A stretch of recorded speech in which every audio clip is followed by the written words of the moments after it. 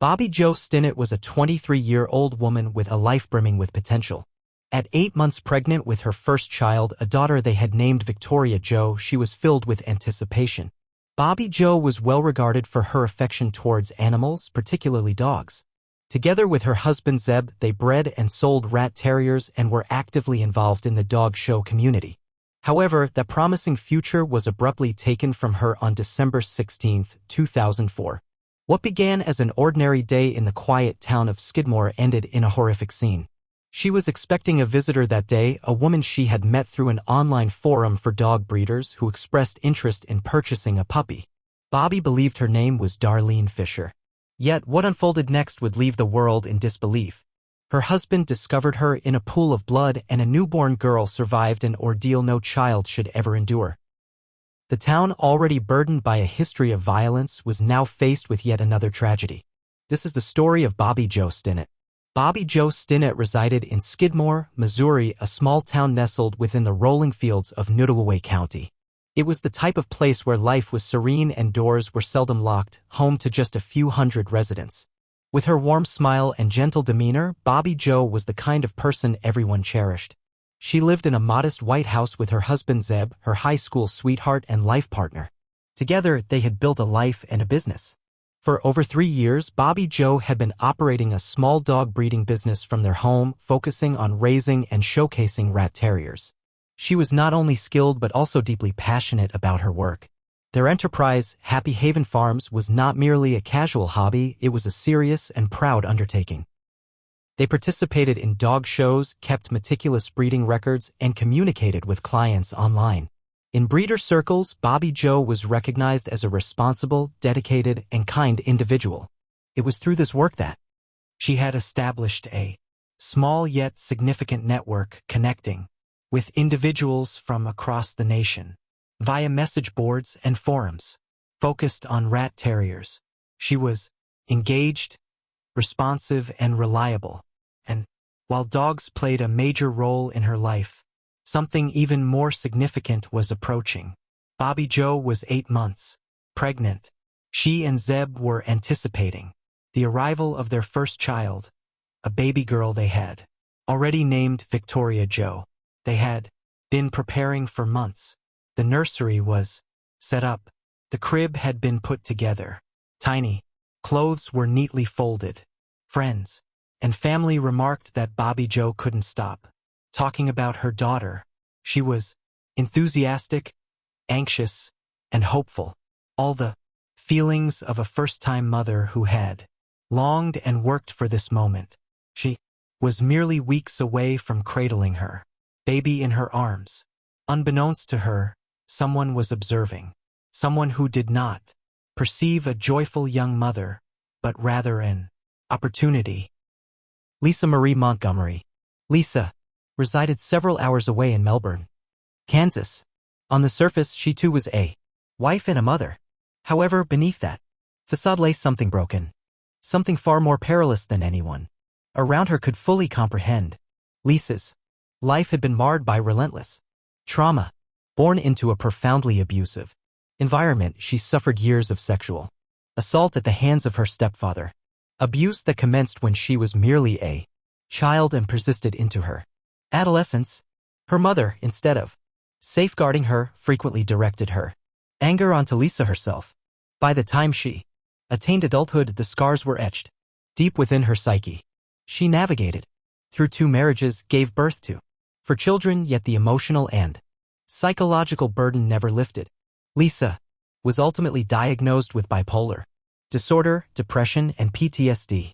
She was also known to undergo dissociative episodes and, most alarmingly, pseudocyesis, a condition in which a woman believes she is pregnant and may even exhibit physical symptoms despite not being pregnant at all.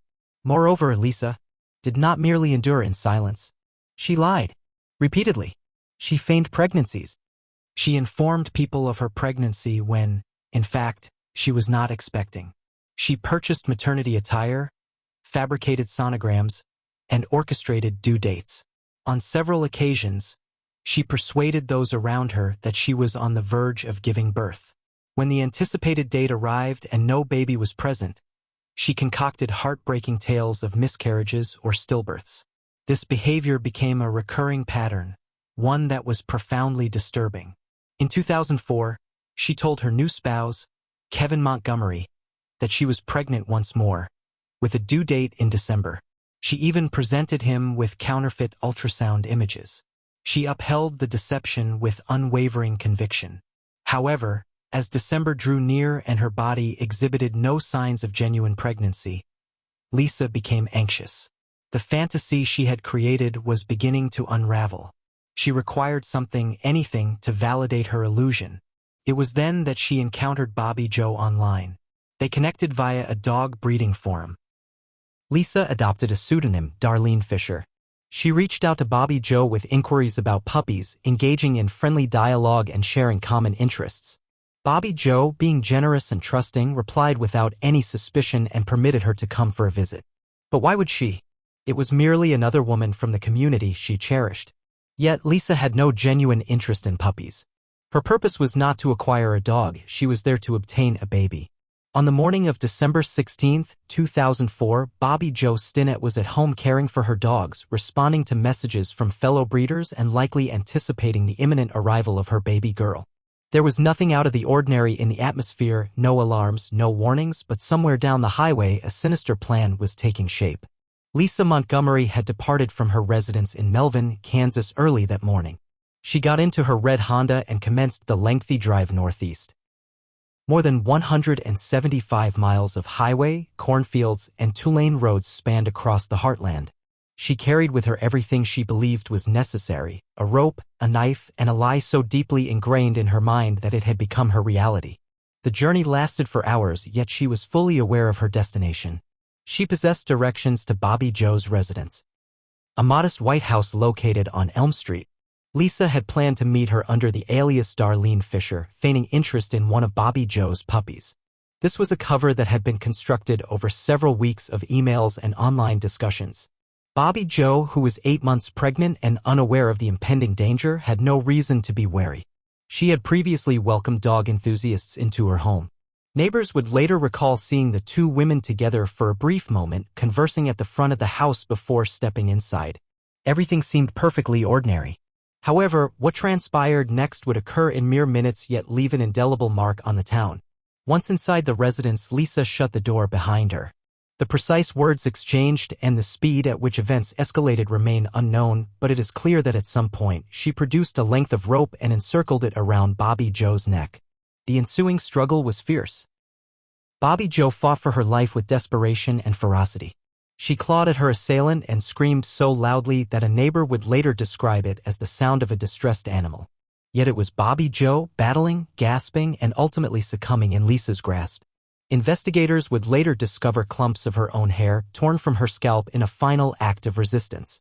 She had exerted every ounce of strength to survive, but the confrontation concluded with Lisa tightening the cord until Bobbie Jo lay motionless on the floor.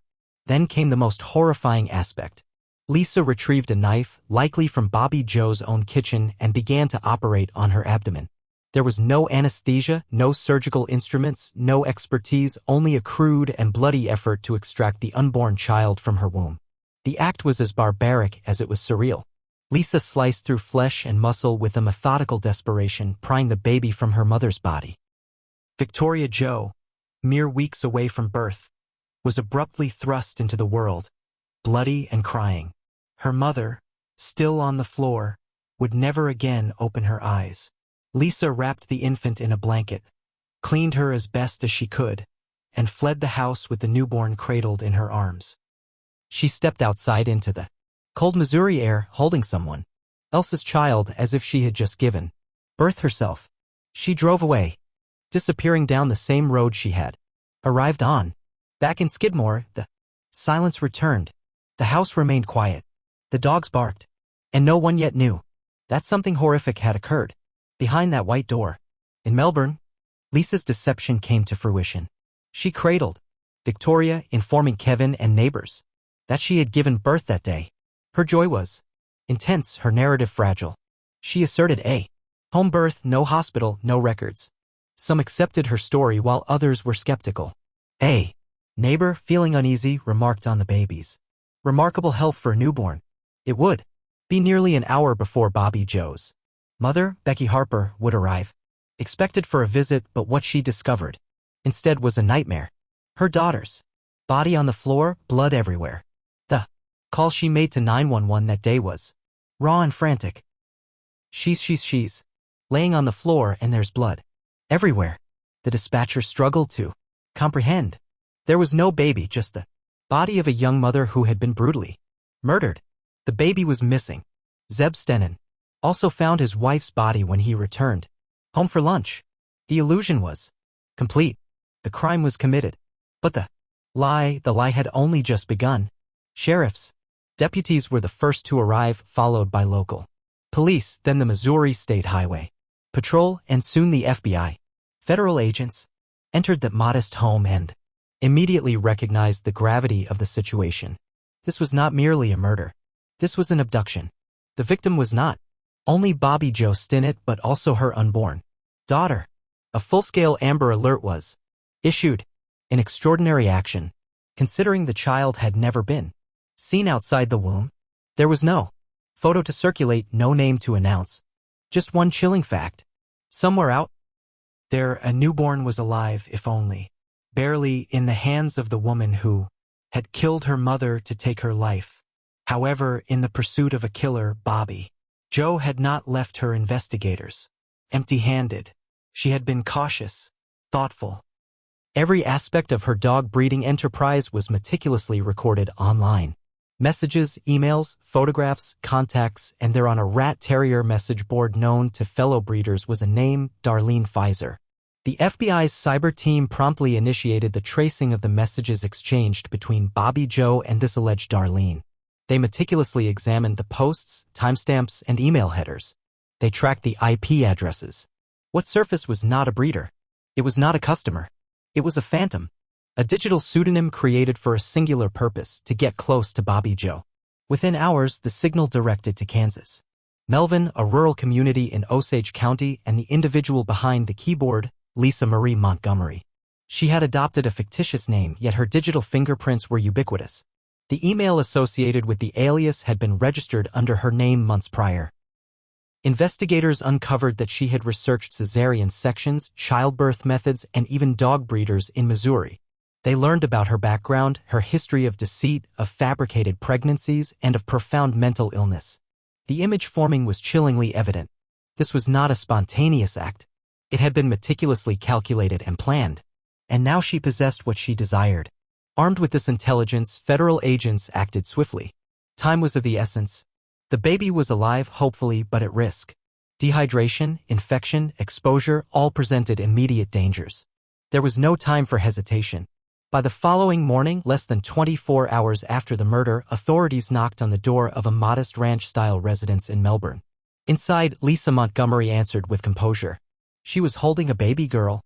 She recounted the story she had crafted, claiming that she had given birth at home the previous night, alone in the bathtub. Her husband, unsuspecting and overwhelmed, corroborated her account. Neighbors reported having seen her pregnant just days before. However, when investigators examined the child and then the woman holding her, nothing matched. The baby was pristine. Too pristine. Her umbilical cord was cut and clamped by professionals. There was no blood, no trauma, and no indications of a home birth. Lisa herself exhibited no postpartum bleeding, no physical signs of labor. No hospital documentation, no midwife, merely a narrative and a newborn that was not hers. The FBI initiated their operation. Lisa was apprehended. The baby, miraculously unscathed, was swiftly transported to a hospital for a medical assessment. She was healthy, breathing independently, weighing slightly over 5 pounds, a survivor, just like her mother. DNA analysis would validate the truth unequivocally. The child was Bobbie Jo's daughter, Victoria Jo. She had endured one of the most atrocious crimes conceivable and lived to be embraced once more by her true family. And, just like that, the manhunt concluded. However, the inquiries were just commencing. Who was Lisa Montgomery in reality? And how does a woman transition from fantasy to murder? The baby was rescued. The perpetrator was apprehended. Yet the scars of that day would linger in Skidmore, in Melvin, in Every household that witnessed that Amber Alert scroll across the screen. Because what happened to Bobbie Jo was not merely a crime. It served as a chilling reminder that sometimes the greatest peril arises not from strangers lurking in the dark, but from someone knocking at your door with a smile. By the time Lisa Marie Montgomery faced trial in a federal courtroom in Kansas City, the nation was already familiar with her name and the horrific tale that led her there. But within that solemn chamber, beyond the headlines and sound bites, 12 jurors were about to confront one of the most challenging decisions any citizen can be called upon to make, whether the woman before them should live or die. Lisa was not prosecuted in state court because she had crossed state lines with the abducted newborn. Federal authorities assumed the case and charged her with kidnapping resulting in death, a federal capital crime. The penalty, if convicted, could be death by lethal injection. Thus commenced one of the most emotionally charged, high-profile trials in recent federal history. From the outset, the prosecution constructed their case based on one indisputable fact. This was not a crime driven by passion. It was a deliberate, systematic act. They presented to the jury Lisa's online behavior, her prolonged manipulation over several months, the emails sent under the pseudonym Darlene Pfizer, the travel itinerary, the medical inquiries regarding cesarean sections, and even her heartless attempts to rationalize the sudden arrival of the newborn to her family and friends. Every click, every deceit, every segment of that 175-mile journey was exposed. They contended that she had preyed on Bobbie Jo under the pretense of shared interests, that she exploited the close-knit rat terrier breeding community as a hunting ground, and that she had previously faked her pregnancies. This time, they asserted, she had resolved to make it a reality at any cost. However, the defense presented a starkly different image of Lisa Montgomery. Her attorneys did not dispute that she had killed Bobbie Jo. The evidence was irrefutable, yet they maintained that the individual who committed this act was deeply and profoundly unwell. A victim long before she became a perpetrator. Lisa's mental health history was tragic. As a child, she suffered repeated sexual abuse at the hands of her stepfather. Court documents would later disclose that her mother not only overlooked the abuse but also enabled it. Lisa had been raped, beaten, terrorized, and forced to endure unspeakable acts while her mother threatened her with a firearm to ensure her silence. Her trauma was not a matter of speculation. It was well documented. Diagnosed with bipolar disorder, complex post-traumatic stress disorder, and psychosis, Montgomery's mental state, her lawyers argued, had been shattered long before she reached Skidmore. They described episodes of dissociation where Lisa completely detached from reality alongside a lifetime filled with delusion, fantasy, and shame. They claimed she believed that this baby would resolve all her problems. That if she could merely present a child to her family, to her husband, to the world, then at last she would feel safe, loved, and whole. The defense brought in neuropsychologists, trauma experts, and even brain scans that illustrated damage to the areas of her brain responsible for impulse control and emotional regulation. They depicted a woman motivated not by malice but by the resonance of a fractured childhood. However, the prosecution countered vigorously. They did not contest Lisa's traumatic history, but contended that her actions were still her own, asserting that mental illness did not exonerate her from orchestrating a murder, that she had planned, researched, driven for hours, strangled a woman, cut her open, taken her child, and subsequently deceived everyone she knew.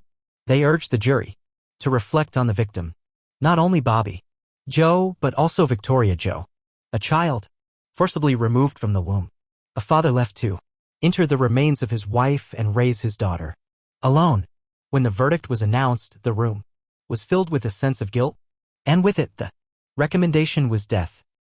On October 26, 2007, Lisa Montgomery became the first woman in U.S. history to receive a death sentence in federal court for the crime of fetal abduction. The legal struggle did not conclude there. For over a decade, Lisa's case traversed the appellate courts. Her attorneys submitted motions citing ineffective counsel, newly uncovered evidence of mental decline, and new psychological assessments. They pleaded for clemency. They appealed to the highest court in the nation. Throughout this time, Lisa remained on death row at the Federal Medical Center in Carwell, Texas, a facility designated for female inmates. with significant psychiatric needs. Years went by. Administrations shifted. Public opinion evolved. Some legal experts contended she should never have been tried as sane. Others maintained their stance. The crime was too atrocious to overlook. In the final days of the Trump administration following a 17-year hiatus in federal executions that had been lifted, a date was established. January 12, 2021. Advocates mobilized. Mental health organizations, religious leaders, international human rights groups all petitioned for a commutation. They argued that executing a mentally ill woman, the individual who had herself been a victim of severe abuse, represented a moral failing within the justice system. The Department of Justice held a differing opinion. In the early hours of January 13, 2021, the scene was prepared for a concluding act that would astonish many. Lisa Marie Montgomery had faced a grueling legal struggle, with appeals, clemency petitions, expert testimonies, and public protests all underscoring the profound psychological wounds she bore from childhood abuse and mental health issues. However, at 1:31 a.m. at the federal facility in Terre Haute, Indiana, the lethal injection proceeded, and the grim reality set in. As she lay secured to the gurney, a guard approached and gently took off her mask. A recorder inquired if she had any final statements, to which her response was soft yet clear. No. There was no last testament, no apology, no protest, merely a silence, followed by the cold execution of justice concerning her final meal. Public records and official documents do not indicate any special requests, no indulgences, no comfort food, nor any symbolic gestures. In fact, there is no recorded last meal in the accessible filings or news articles. It is assumed she consumed the standard prison fare. Nothing more, nothing less. At exactly 1:31 a.m., the lethal substances commenced their deadly function. Minutes later, Lisa was declared dead, marking the end of the life of the only woman executed by the U.S. federal government in almost 70 years. In the aftermath of unspeakable violence, the miracle was this: a baby girl survived. Victoria Jo, extracted from her mother's womb in a horrific act of desperation and delusion, was returned to her mourning father just one day following the murder. A newborn, vulnerable, delicate, yet miraculously unharmed, now cradled in the arms of the man who had just lost everything. Bobbie Jo's murder was not only shocking but also rare. Fetal abduction, as it is clinically referred to, is one of the most extreme and infrequent crimes documented in the history of American criminality. Experts estimate that fewer than 24 such cases had ever occurred at the time, and almost all exhibited disturbing patterns. Women who fabricated pregnancies, women with histories of trauma or delusion, and victims selected for their trusting nature, for being open, helpful, and kind. So, what can we derive from this?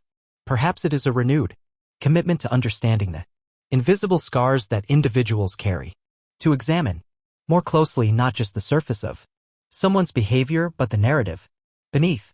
Maybe it is the courage to demand more from our mental health systems, to intervene before individuals fall into delusion and violence before they pose a danger to others or to themselves.